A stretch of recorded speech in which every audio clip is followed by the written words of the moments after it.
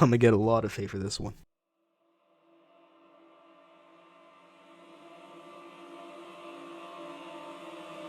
I've been dreading to make a video like this. People ask me, how do you see the Jews? How do you view the Jews? And my response is usually not the truth. Now, recently, Christians have been very zealous and trying to get behind Israel and support Israel, especially because of the war between Palestine and Israel. I find it kind of comedic because it feels as though we're in a one-sided relationship. Now, yes, Jesus Christ was sent to the Jewish people, and I love how Christians like to say, well, we have to love the Jews because he's Jewish. One, the religion that Jesus Christ practiced was much more different than modern Judaism. Modern Judaism is as Jewish as Messianic Jews. Most modern Jews don't even believe in the Old Testament. They think they're all fairy tales and myths. And as far as the laws go of their most sacred book, the Torah, they don't even follow half of them. Major laws of the Old Testament that they don't follow anymore would be like animal sacrifices and circumcision. Converts of Judaism don't need to get circumcised, while in the Old Testament, Abraham was around 90 years old when he got circumcised. But that doesn't even matter. The very people that Jesus Christ was sent to, i.e. the Jews, killed him, and it was prophesied to be that way. Oh, it's not biblical to blame the Jews, they say. Let's take a look. In Matthew 27, it tells us that a crowd of Jews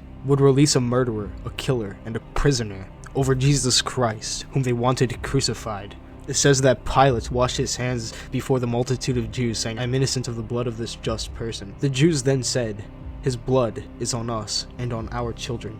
The Jews said that his blood was on them, and the apostles confirmed. In Acts 2:23 it says, "Him being delivered by the determinate counsel and foreknowledge of God, yea, have taken," he's talking to the children of Israel, "yea, have taken, and by wicked hands have crucified and slain."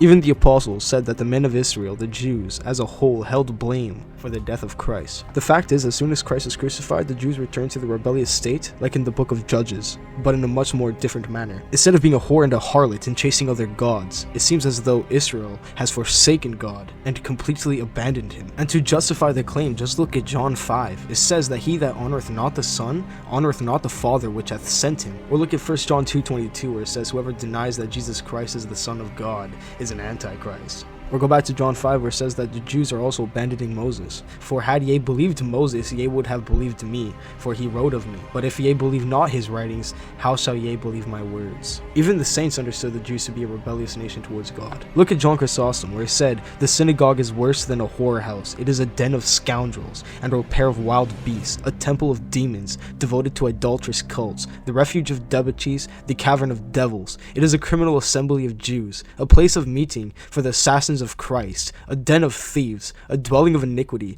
a refuge of devils, a gulf and an abyss of perdition." I would say the same things about their souls. Or when St. Augustine said the Jew can never understand the scriptures and forever will bear the guilt for the death of Jesus. Even the Protestants understood this about the Jews. If you go to Martin Luther himself, he said they are our public enemies and blaspheme our Lord Jesus Christ. They call our Blessed Virgin Mary a harlot and her Holy Son a bastard. Their synagogues should be set on fire, and whatever does not burn up should be covered or spread over with dirt. Their homes likewise should be broken down and destroyed. They should be deprived of their prayer books and Talmuds, in which such idolatry, lies, cursing, and blasphemy are taught. You want to talk about a disgusting perversion of Christ? Just look at the Talmudic writings. Just look at the Sanhedrin 106b. Look at this. "Hast thou heard how old Balaam was? He replied, It is not actually stated, but since it is written, bloody and deceitful men shall not live out half their days, it follows that he was 33 or 34 years old." So it's talking about Jesus, calling him a deceitful and bloody man, right? If you go to Balaam, they say, oh, it's talking about Balaam. The Jews, they're liars. Balaam was given for a type of Jesus. Look. If you go down to the footnotes, that Balaam is frequently used in the Talmud as a type for Jesus. That is in the footnotes. Another lie that these Jews teach would be in Sanhedrin 107a. It says that Jesus Christ practiced magic, saying that he was a sorcerer and led Israel astray. Another thing that's said about Jesus Christ in the Talmud that's completely blasphemous would be in Gittin 57a. He said, "What is your punishment?" They replied, "With boiling hot excrement." Since the master said, "Whoever mocks at the words of the Sadducees is punished with boiling hot excrement." If you go to 3, right here, it's talking about Jesus. So saying that Jesus Christ is boiling in hot excrement. Excrement, if you don't know what that is, it is fecal matter. The rabbinic teachings would say that Jesus is rotting in hell inside of fecal matter.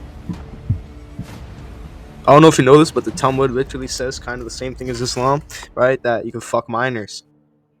With regard to an adult man who engaged in intercourse with a minor girl less than 3 years old, or a minor boy less than 9 years old who engaged with an intercourse with an adult woman, or a woman who had her hymen ruptured by wood. Ketubot 11b goes on to say, Rava said that this is what the Mishnah is saying: an adult man who engaged in intercourse with a minor girl less than 3 years old has done nothing, as intercourse with a girl less than 3 years old is tantamount to poking a finger into the eye. In the case of an eye, after a tear falls from it, another tear forms to replace it. Similarly, the ruptured hymen of the girl, the little girl, younger than 3, is restored. And a young boy who engaged in intercourse with an adult woman renders her as one whose hymen was ruptured by wood.